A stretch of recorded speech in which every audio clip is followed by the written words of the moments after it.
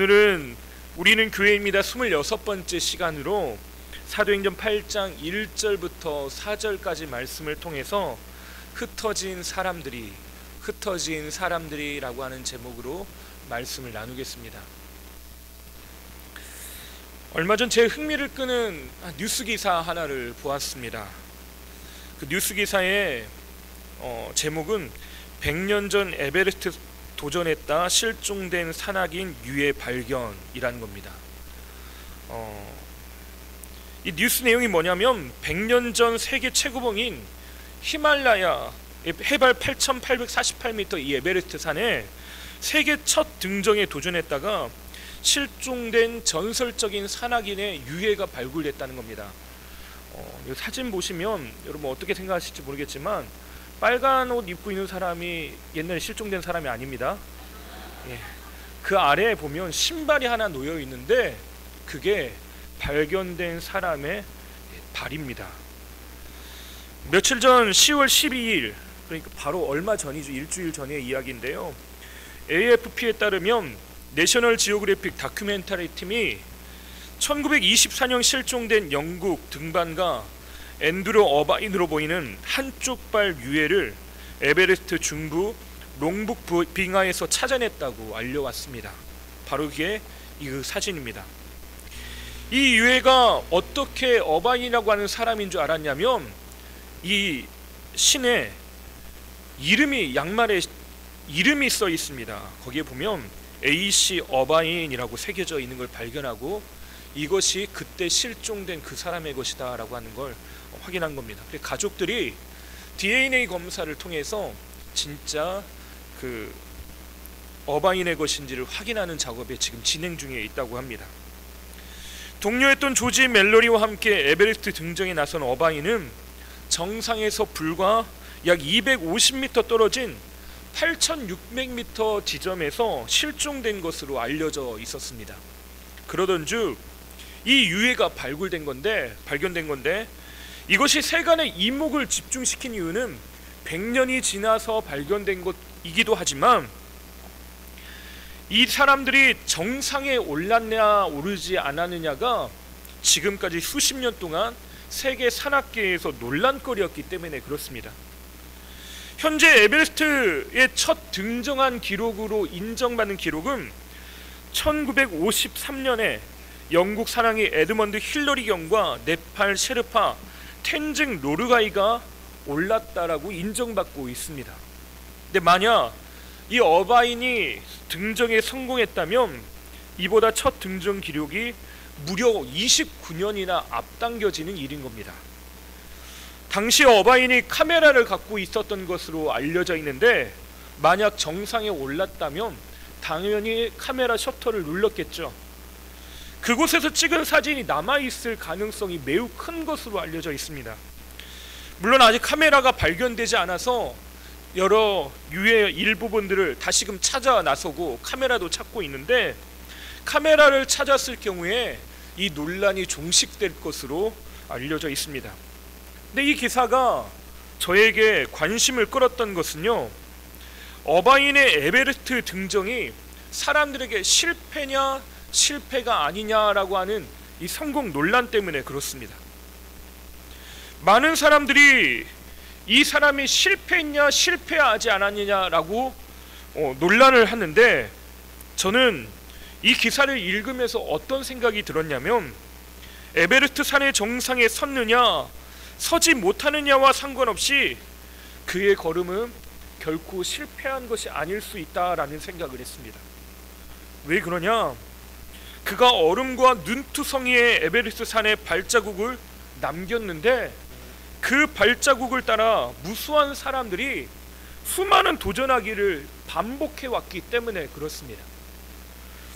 현재 처음으로 등장한 사람으로 알려진 힐러리 경과 또 경과 같은 사람들이 나온 이유는 그가 그 길을 따라 걸었기 때문에 그렇다는 거죠. 그렇기에 어바인의 도전은 실패한 것처럼 보이지만 결코 실패한 것이 아닐 수 있다는 겁니다. 우리는 지난주에 스데반의 순교에 대해서 나눴습니다. 스데반은 교회에 구제하는 일을 위해서 세워진 사람입니다. 교회 안에 논쟁도 있고 어려움이 있었습니다. 그때 이 교회의 시스템이 원활하게 돌아가고 하나님께서 하시는 그 일들을 온전히 이루기 위해서 따로 7명의 사람을 세웠는데 그 중에 한 사람이 바로 스데반입니다. 그러나 성경은 스데반에 대해서 이야기할 때 구제한 일에 대한 것은 침묵하고 있습니다. 다시 말해 구제에 대해서 이가 남다르게 했다, 남다르게 이 일들을 잘 감당했다라는 이야기는 없다는 겁니다. 오히려 성경은 그는 순교했다라고 하는 이야기에 주목하고 집중하고 있을 뿐입니다. 세상 사람들의 관점을 봤을 땐 이 사람이 존재하는 이유는 뭡니까? 구제하기 위해서 있는 겁니다. 자기 과업을 제대로 수행하지 못한 사람일 수 있다는 것입니다.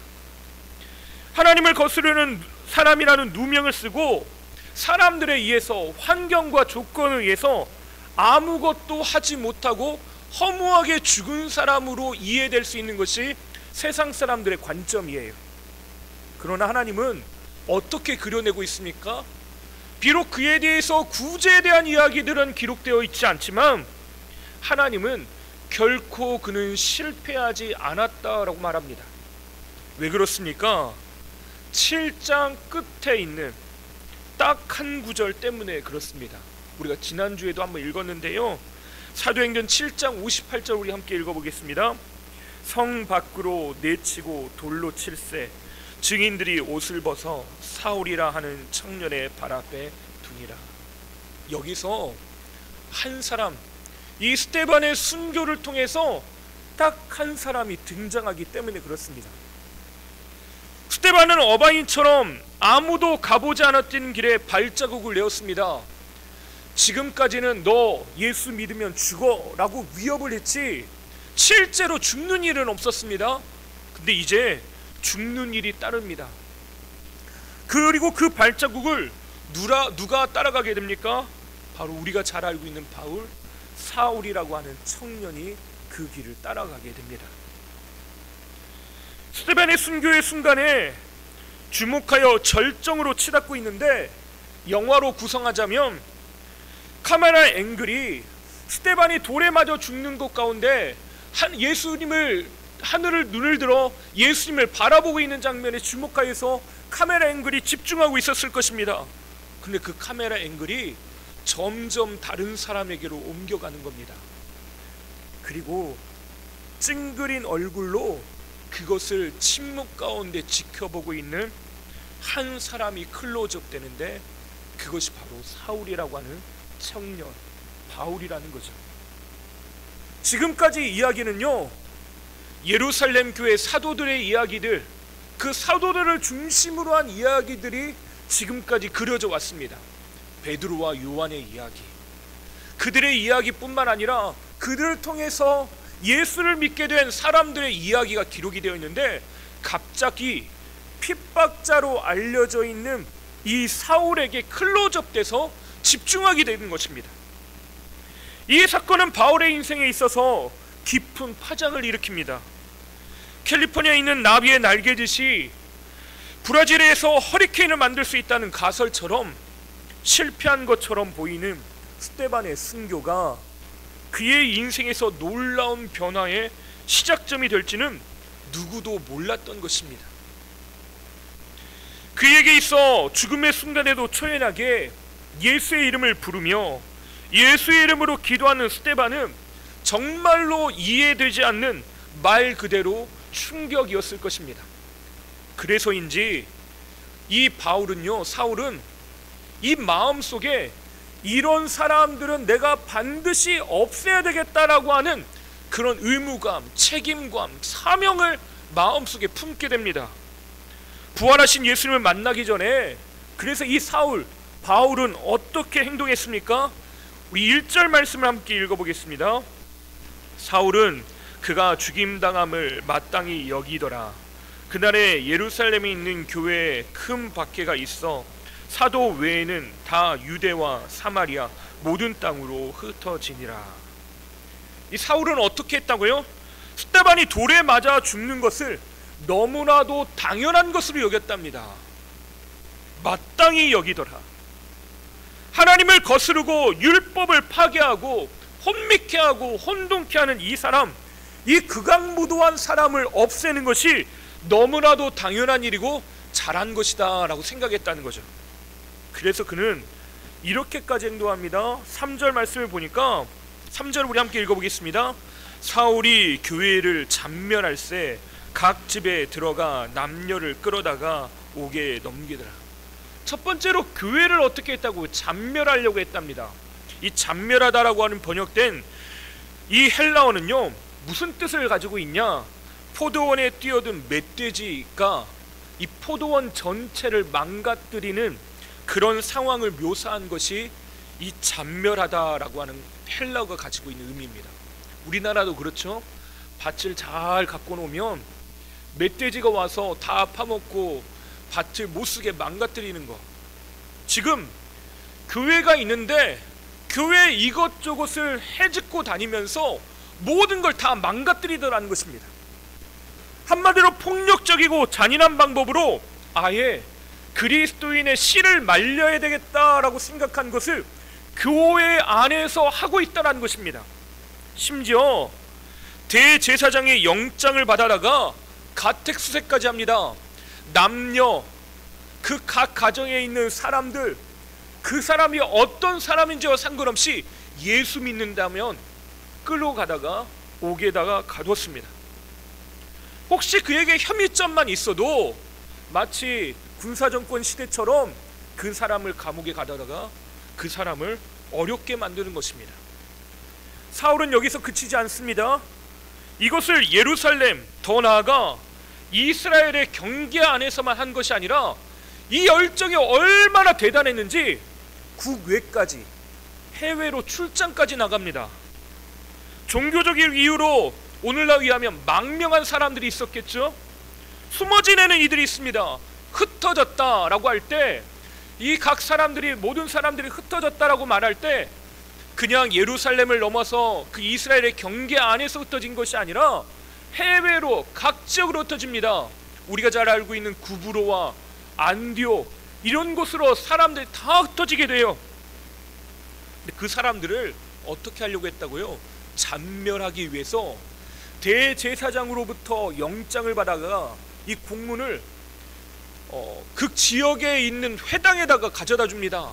그리고 내가 이런 행할 텐데 당신이 이 회당에 출석하는 사람들 중에 예수 믿는 사람들이 있다면 이 사람들을 우리는 소탕해야 됩니다 라고 말하고 있었다는 것입니다. 이 바울에 의해서, 사울에 의해서, 그래서 그 안에는 대박해가 시작됩니다. 9장 1절과 2절 말씀을 읽어보겠습니다. 9장 1절과 2절, 바로 이게 부활하신 예수님을 만나기 직전의 상황, 다메섹 도상에서 있었던 일인데요, 우리 함께 읽어보겠습니다. 사울이 주의 제자들에 대하여 여전히 위협과 살기가 등등하여 대제사장에게 가서 다메섹 여러 회당에 가져갈 공문을 청하니 이는 만일 그 도를 따르는 사람을 만나면 남녀를 막론하고 결박하여 예루살렘으로 잡아오려 함이라. 엄청난 열심에다가 책임감, 의무감, 사명감으로 똘똘 뭉쳐있는 사람이라는 거죠. 이때 스데반만 순교한 것이 아니라 한 번이 어렵지 두 번은 쉽습니다. 세 번은 더 쉬워요. 스데반같이 순교한 사람들이 생겨나기 시작합니다. 단지 예수 믿는다는 이유로 갖은 고초를 겪고 죽임당하는 사람들이 수를 헤아리기 어려운 상황들이 처하게 된 것입니다. 가족은 해체되고 삶은 곤고해지고 어려워지고 가정 경제와 삶은 모든 것이 어긋나고 무너져 내려간 것입니다. 그것을 8장 1절과 2절에 제가 다시 한번 보면요, 사울은 그가 죽임당함을 마땅히 여기더라. 그래서 교회가 어떻게 됐다고요? 예루살렘에 있는 교회에 큰 박해가 있어 이 대박해로 인해서 사도 외에는 다 유대와 사마리아 모든 땅으로 흩어졌다. 사람들이 그 자리 그곳에서 견딜 수 없는 상황에 놓여졌습니다. 이어지는 2절에 보니까 이렇게 쓰여 있어요. 경건한 사람들이 스데반을 장사하고 위하여 크게 울더라. 지금 인과관계로 순서를 따지자면요, 이 죽임을 마땅히 여긴 것 때문에 대박해가 일어났는데 그것으로부터 사람들이 흩어졌답니다. 근데 이상한 것은요, 그 바로 다음에 이어지는 이야기가 스데반을 장사하고 크게 울더란 이야기입니다. 원래 이 이야기가 어떻게 쓰여져야 됩니까? 흩어진 이야기보다 앞서 이야기가 되어야 되겠죠. 이미 죽은 이유입니다. 그러면 지금 2절에다가 이 사건을 배치한 이유는요, 앞에 있는 사건과 인과관계가 있다는 거죠. 흩어진 이야기와 스데반의 순교로 인하여서 슬퍼한 이야기가 연결성이 있다는 거죠. 연관이 있다는 것입니다. 대박해를 피해서 여기저기로 흩어질 수밖에 없었는데 이런 상황이 얼마나 가슴 아프고 힘들고 어려웠는지 2절에 말하기를 스데반을 장사하면서 크게 울었다라고 말을 하고 있는 겁니다. 왜요? 일단 스데반의 죽음이 너무나도 생각하면 생각할수록 가슴 아픈 이야기죠. 그렇게 죽임을 당한 거, 그것이 너무나도 힘들고 고통스러운 이야기인가 분명합니다. 근데 가장 결정적인 이유는 그 죽음이, 그 스데반의 죽음이 나의 미래가 될 수도 있기 때문에 그렇습니다. 내 미래가 되지 말라는 보장이 없어요. 남의 이야기가 아니라는 겁니다. 초대교회 상황을 보면요, 성도들이 느꼈을 감정은 도저히 이해할 수가 없는 것입니다. 나는 예수 믿는 것밖에는 잘못한 게 없어요. 내가 가서 다른 이야기를 하든지, 다른 사람의 험담을 했는지, 다른 사람을 괴롭게 했던지 어렵게 만들었으면 모릅니다. 근데 오히려 초대교회에는 어떤 일이 있었습니까? 하나님을 그 어느 때보다 사랑하고 그 하나님을 위해서 사는 사람들이 생겨날 뿐만 아니라 회심하고 돌아오는 사람, 예수께로, 하나님께로 나아가는 사람들이 생겨납니다. 근데 그 사람들이 모여서 무슨 일 합니까? 작당 모의에서 어떻게 하면 국가를 전복시키고 이 예배당과 성전을 무너뜨리고 우리가 원하는 것, 세상을 만들어야 할까 생각한 것이 아니라요, 그들은 여전히 지금까지 유대인들이 기도했던 것처럼 성전에 올라가 기도하고 말씀을 읽고 회당에 모여서 참여하고, 심지어는 어려운 이웃들을 위해서 구제하고 섬기고 자기의 피로 가진 것들을 내어놓으면서 사랑하기를 아끼지 않았다는 것입니다. 나는 그렇게 사랑하고 열심을 최선을 다해서 살았는데 돌아오는 결과는 무엇입니까? 죽음의 위협, 인생의 끝자락에 그 벼랑 끝에 설 수밖에 없는 안타까운 상황만 있는 것이에요. 나 예수 잘 믿어보려고 했는데 왜 이래? 나는 왜 이래? 내 삶은 왜 이러는 거야? 이 물음표만 남는 인생이 되어버렸다는 것이에요. 스데반이 죽임을 당하는 걸 보면서 이유 없이 핍박당하고 죽임을 당하는 자기 자신과 가족, 또 교회를 보면서 이 흩어진 사람들이 어떻게 합니까? 크게 울었다라고 합니다. 하나님 앞에 그 감정들을 쏟아낸 것이에요. 하나님께 부르짖을 수밖에 없는 이유가 있었던 것입니다. 그들의 마음이 가장 잘 표현된 것이 크게 울더라라고 한 말입니다. 하나님, 우리에게 왜 이런 시련을 주십니까? 하나님, 왜 나에게 이런 어려움을 주십니까? 수많은 이들, 이 초대교회 성도들은 그렇게 기도할 수밖에 없지 않았겠습니까? 아마도 도저히 이해가지 않는 그 순간에 크게 울면서 하나님의 뜻과 계획이 무엇인지, 하나님이 도대체 무엇을 원하시는지 기도하지 않고는 배길 수가 없는 거예요. 요즘 대신방을 진행하면서요, 제가 더 큰 은혜를 받는 것 같습니다. 며칠 사이에, 지난주에 신방하면서 많은 분들이 저를 참 많이 걱정해 주십니다. 목사님, 시차 적응도 안 되실 텐데 쉬셔야 하는데, 그러면서 신방하시는데 저를 안아주고 말씀을 그렇게 잘하십니다. 예, 그리고 제가 고생한다고 영양제를 먹여가면서 신방을 시키십니다. 얼마나 감사한지 몰라요. 근데 제가 지금 말한 건 우스갯소리로 한 거고요. 제가 정말로 큰 은혜를 받습니다. 그래서 감당케 하시는 것 같아요. 얼마나 큰 위로를 받는지 모릅니다. 왜 그러냐? 성도님들이 써내는 기도 제목들을 보면서요, 또 그 형편과 상황을 보면서 가슴 아플 때가 참 많습니다. 근데 한결같이 뭐라고 기도 제목을 하냐? 어려운데 그냥 어려운 걸로 끝내지 않고요, 하나님의 은혜를 구하면서 기도 제목을 씁니다. 그리고 또 많은 분들이요, 문제는 분명히 다른 사람에게 있는 것 같은데 하나님, 내가 문제입니다, 나를 변화시켜 주십시오, 그렇게 기도 제목을 쓰시더라고요.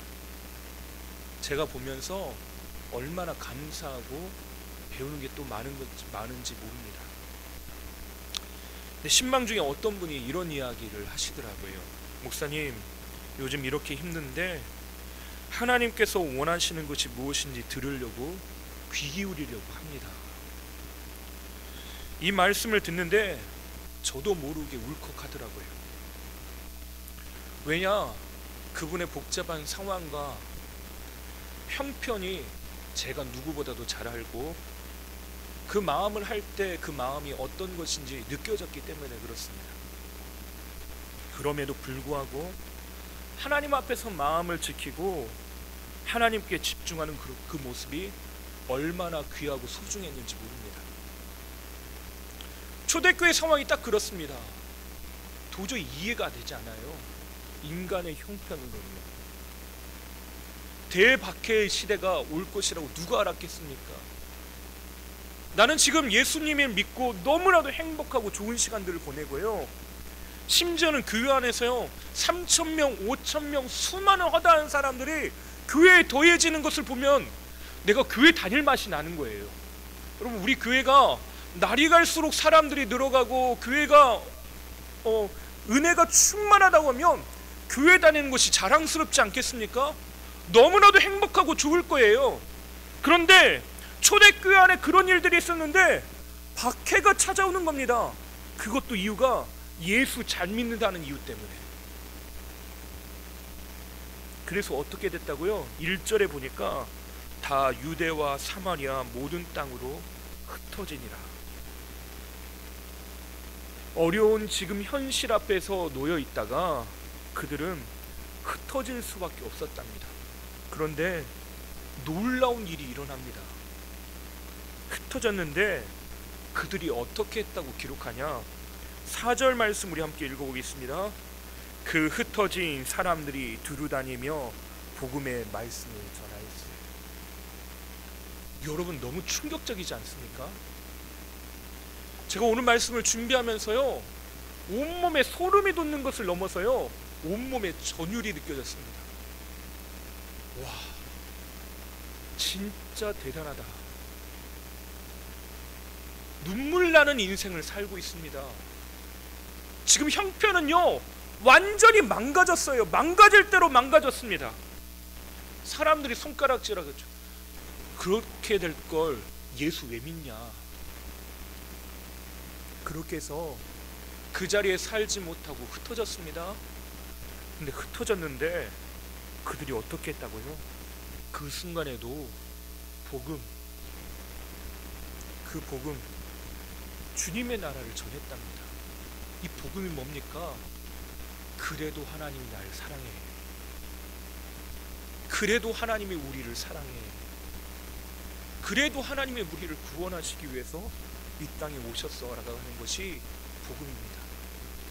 우리가 아직 죄인 되었을 때, 하나님을 모른다 할 때, 우리가 아직 경건하기 이전에 하나님이 우리를 사랑하시는데 그 사랑을 확증하셨다는 그 이야기를 아프고 상하고 상처받고 흩어지고 핍박 가운데 있었던 이들이 고백하고 찬양하고 노래하고 전했다는 것입니다.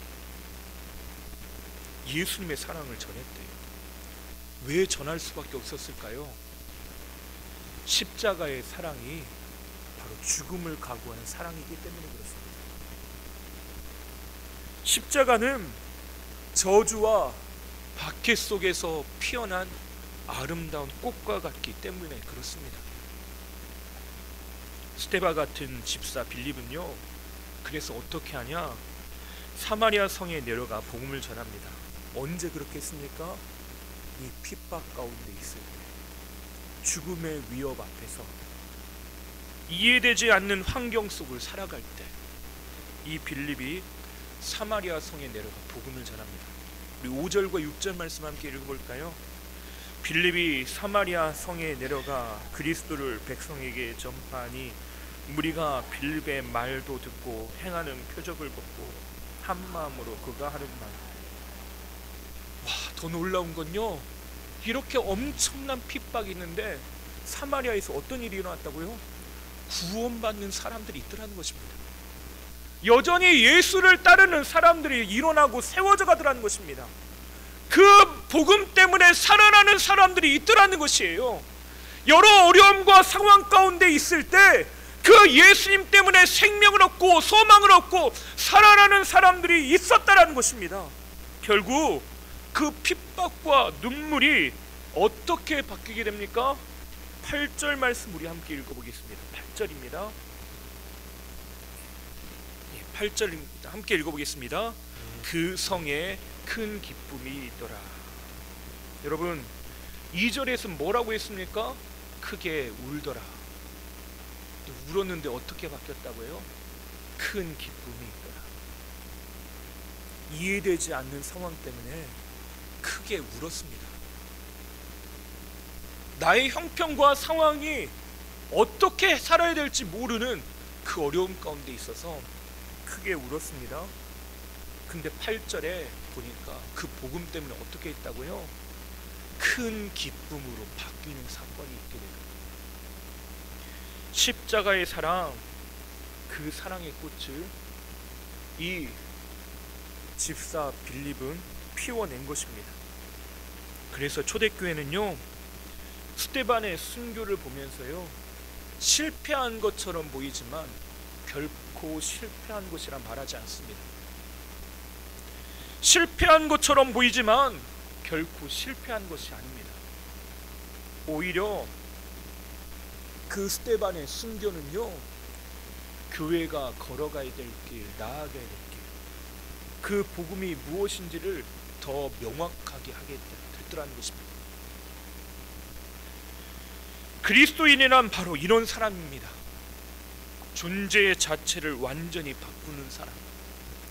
세상의 환경에 지배당하지 않고 오히려 세상을 바꾸는 사람이 그리스도인입니다. 에어컨이나 보일러를 보면 제어기에 현재 온도가 나옵니다. 사람들은 온도계를 보면서 현재 상황을 체크해요. 더운지 추운지. 근데 사람들은 그 온도계만 보고 확인하지 않습니다. 그 온도에 맞춰서 자신이 원하는 온도를 설정을 합니다. 그러면 내가 원하는 온도가 거기에 표시가 돼요. 그리고 그 원하는 온도대로 놔두면 결국 그 기온들은, 외부 환경들은 거기에 맞춰져 갑니다. 에어컨이나 보일러가 결국 그 온도를 맞춰가는 것이에요. 그리스도인이란 바로 이런 사람입니다. 하나님이 설정해 놓은 온도, 그것이 무엇인지 보여주고 그것을 바꿔내는 사람이 바로 그리스도입니다.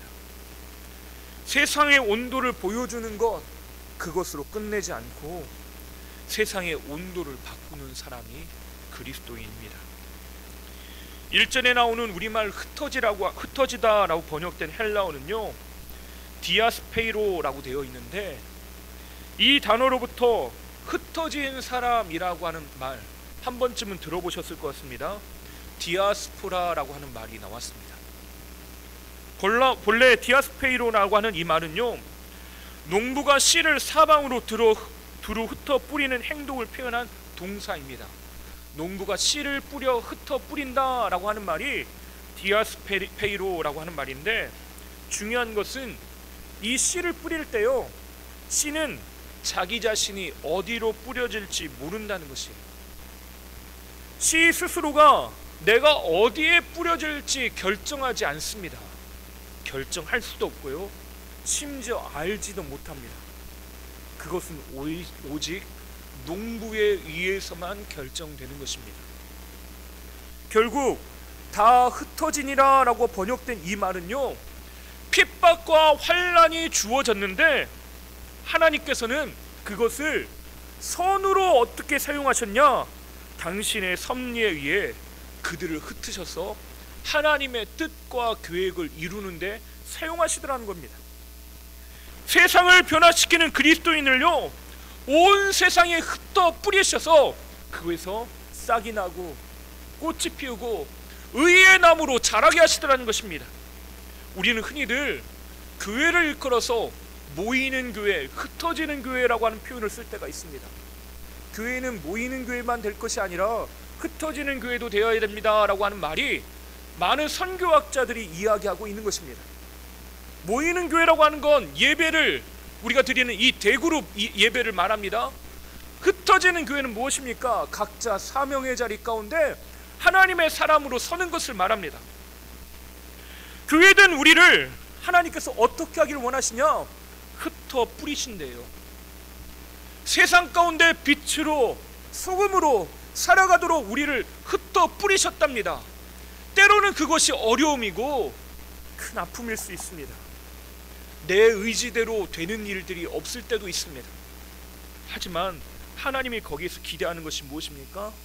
우리가 8절에서 읽었던 그 성에 큰 기쁨이 있더라.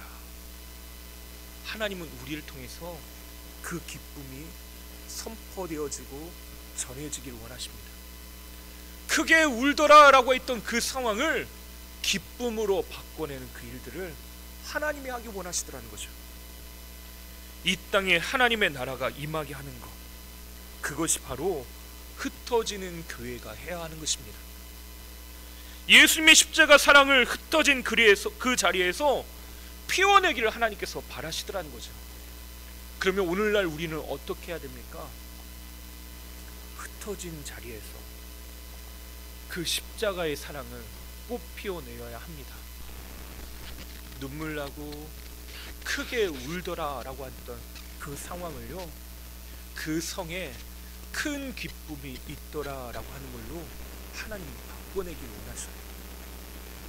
이 땅에 하나님의 디아스포라로 살아가면서 하나님의 뜻을 이뤄내는 저와 여러분 되시길 바랍니다. 흩어졌다라 라고 하는 그 말을 흩어진 자들이 복음을 전하더라 라고 하는 말로 바뀌고, 그 복음이 크게 울더라 라고 하는 상황을 그 성에 큰 기쁨이 있게 하더라 라고 하는 걸로 바뀌었던 것처럼 오늘 우리를 통해서 하나님이 그 일들을 이뤄내실 줄 믿습니다. 우리의 가정과 일터, 삶의 자리마다 이 하나님의 은혜가 임하게 될 줄 믿습니다. 하나님 앞에 내어 맡기면서, 하나님 오늘 나를 어떻게 사용하기를 원하십니까? 하나님 나를 어떻게 이루어가시길 원하십니까? 그 믿음의 고백과 그 기도가 우리 삶에 하나님의 나라를 이루게 하는 귀한 통로가 또 쓰임받게 될 줄 믿습니다. 그 은혜가 저와 여러분의 삶 가운데 함께하게 되시기를 주님의 이름으로 축원합니다. 기도하겠습니다. 하나님 아버지 감사합니다. 하나님이 베푸시는 그 귀한 은혜들을 오늘도 누리고 나누며 살아가기를 원합니다. 때로는 이해가 되지 않는 여러 상황과 환경들, 그 삶의 걸음들이 있습니다. 하지만 이 모든 것들을 이제는 하나님 앞에 내어 맡기고 주의 뜻대로 주 앞에 나아가 서길 원합니다. 하나님 역사하시옵소서. 하나님의 뜻이 우리 가운데 이루어지게 하여 주시옵소서. 하나님의 일들이 우리 가운데 이루어지게 하여 주시옵소서. 흩어진 삶의 자리에서 하나님의 뜻이 이루어지게 하여 주시옵소서. 오늘도 이 변함없이 하나님의 사람으로 흩어진 자리에서 하나님의 나라를 이루게 하실 줄 믿사오며 예수님의 이름으로 기도하옵나이다. 아멘.